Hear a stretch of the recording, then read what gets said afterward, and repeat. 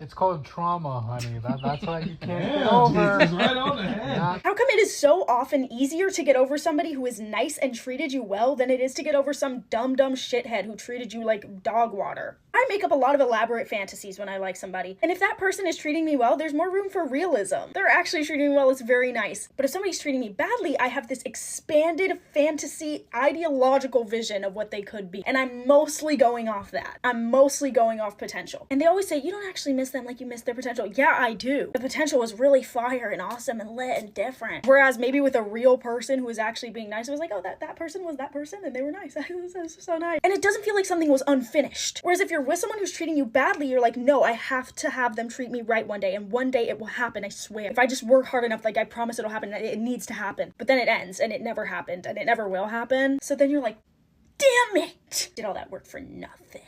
And then you have to grieve them by being mad at them and then letting them go, and then grieving the fantasy version, which is the hardest part to do. And I'm not saying this happens to everybody. There's plenty of very nice people that are extremely hard to get over. But those people that make you grieve a fantasy, it really just stays with you for an unreasonable amount of time. First of all, girls, slow down. My God. See, pay attention No, 'cause like you- you do in school. Otherwise, you gotta find dirty money. Cause she was talking way too fast for me. So, but I got the gist of what she's trying to say, Stewie. You want me to kind of explain what she Yeah, said? explain for the people. So she's saying that how come it's easy to get over how come it's easy to get over somebody that is like nice and yeah, like in a nice That treats you relationship. good. Mhm. But then it's not easy to get over somebody that is toxic and mean to you. That's what she's basically saying. Oh, baby, I got some things to say. Anybody wants to go first? It's called trauma, honey. That's why you can't get Yeah, over. Jesus, right on the head. Not I like how you person. sat up like a therapist. It's called trauma. That's what it is. That's what it is. Even the comments are telling her, maybe you're the problem. Because she doesn't self-reflect. The girl doesn't self-reflect. A lot of people don't. But it kind of sounds like she's kind of saying it though. Like she's kind of like asking out loud, like why does she do that, right? Well, I think it's a general. I think it's a general question. Yeah. Not just her, but like, why do Because if people tend to do that? if it was more like what we've been kind of hearing a lot of these girls on these videos that like, why do relationships or men that are bad treat me like this? And I think it would be different. But it kind of sounds like it's I've asked that question multiple times. Ian does that all the time. Speaks himself in third person. No, I don't. Ian doesn't do that at all. Such a conceited ass. I do. I've done that. Such a conceited ass. How is that considered? Yeah, don't be conceited. I have no friends. Oh look. Damn, you guys. Sorry, I take that back. You Okay. guys are my friends now.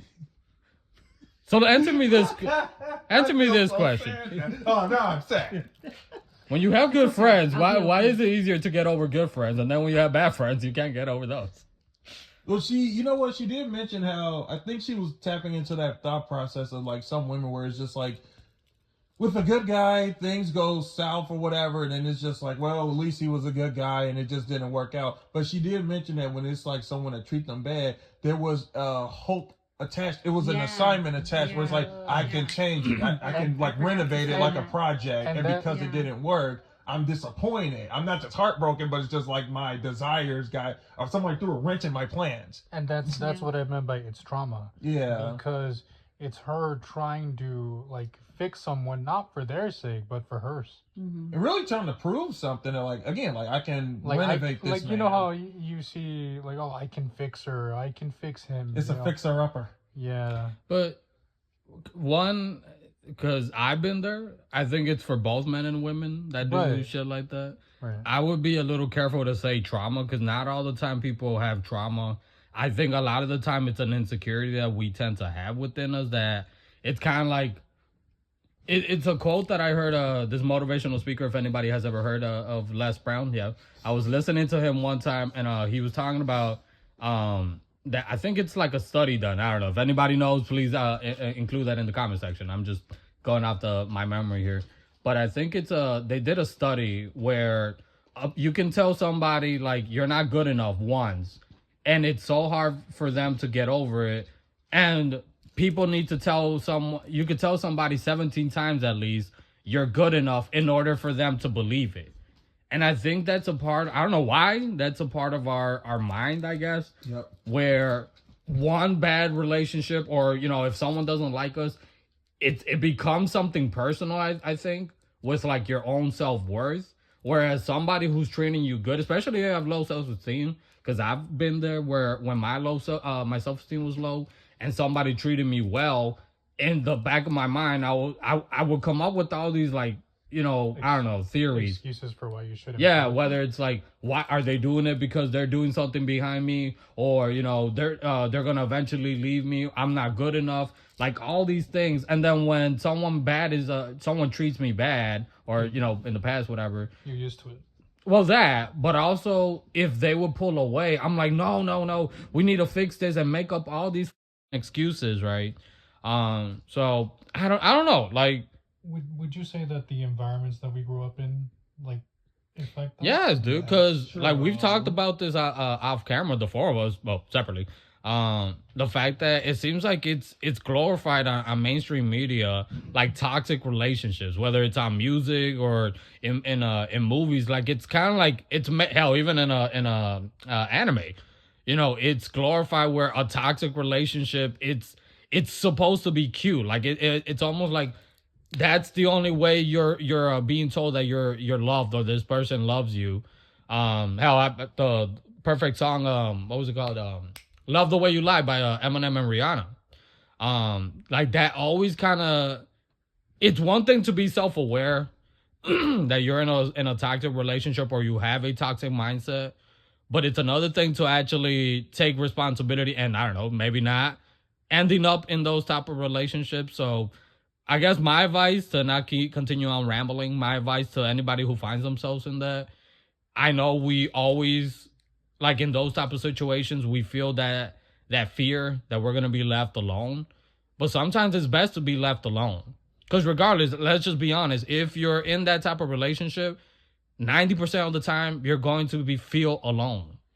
And no matter what you do, you're never going to have that person love you. And if you have to force somebody to see that you're worthy of their love, they don't belong in your life and they don't deserve you or your love. So as cheesy as it might sound, I think, one, we need to stop glorifying it, that, you know, toxic relationships is a way to show love and, you know, all that. It's not. And if you've been in a toxic relationship, abusive relationship, whatever, you know that it does not feel good. Because regardless of whether it's like a drug, it's an addiction. Like only when they're there, only in those highs do you feel high. But then the minute that they feel low, you know, or they show you that they don't love you, or they say anything, or they try to leave you, you feel at your lowest. When you give someone that type of power over your mindset, over your emotions and everything, that's a dangerous situation. So work on yourself. You know, if this person is actually asking that type of question, I hope you are working on yourself. And just, you know, you got to get to the root cause of what's going on there. What makes you, you know, want to go after these type of guys or relationships, and try to heal. You know, like you got to show yourself that love. And now I know a lot of the time, you know, they're stupid for always going after the shut up. Because 90% of the time, a lot of you motherfuckers are doing the same thing behind the closed doors. So you got to learn how to be gentle with yourself, but you also have to be stern with yourself.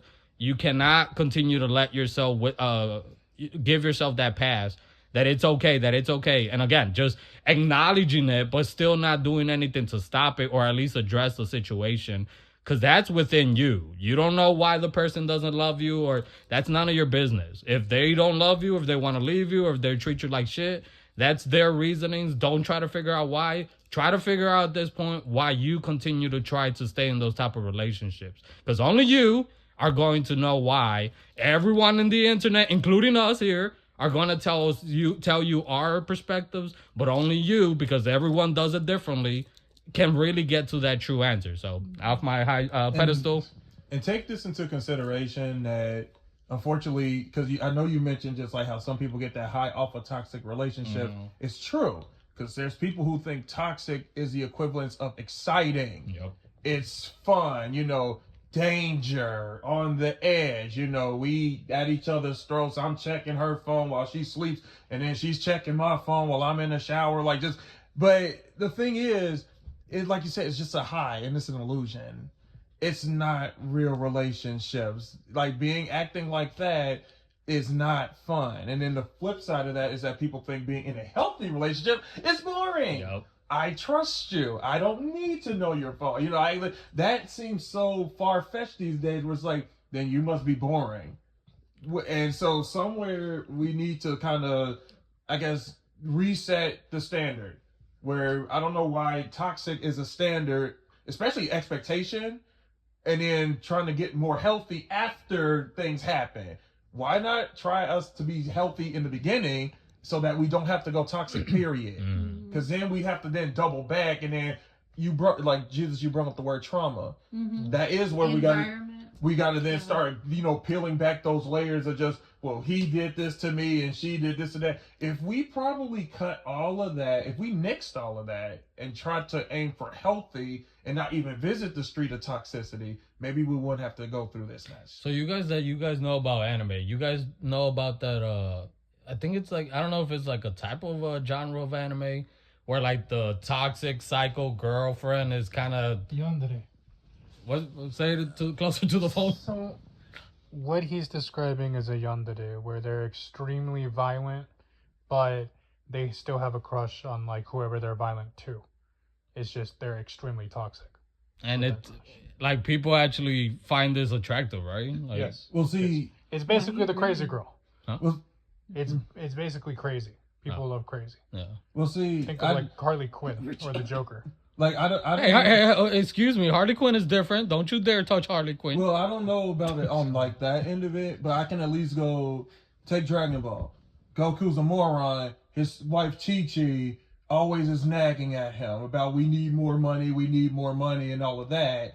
Or even the angle of the character Vegeta that's always angry, and then his wife Bulma is always angry. And then, when they have a kid, he doesn't like to be around his kid.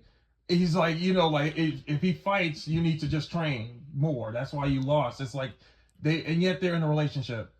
So it's really, really weird. Yeah.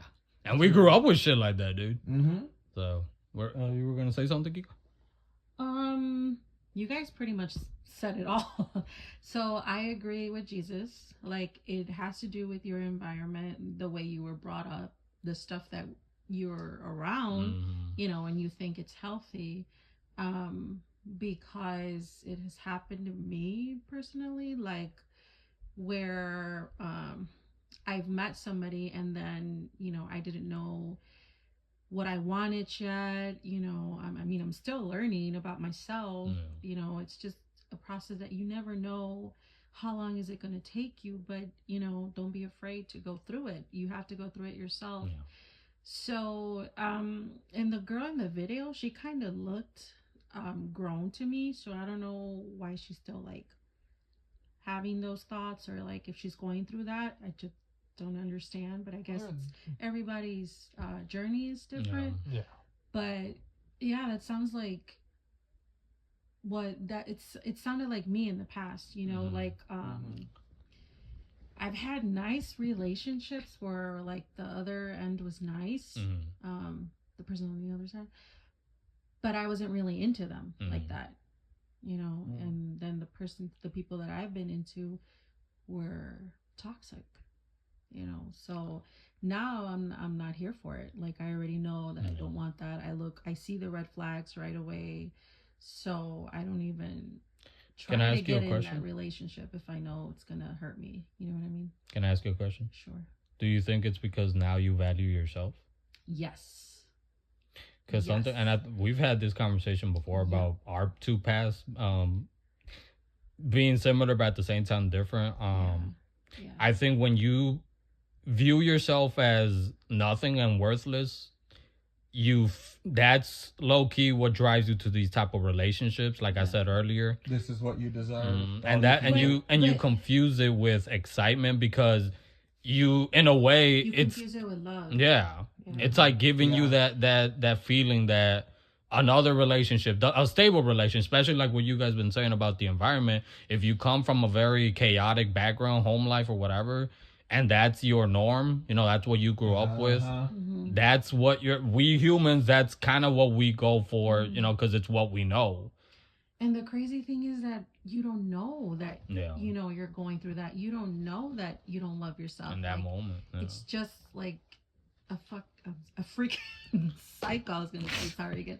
That's like a freaking cycle. And if only we had, like, in my situation, if only I had somebody in my life to tell me, you know, watch out for this, watch out for that. That's not really love, which I did had it sort of in a way.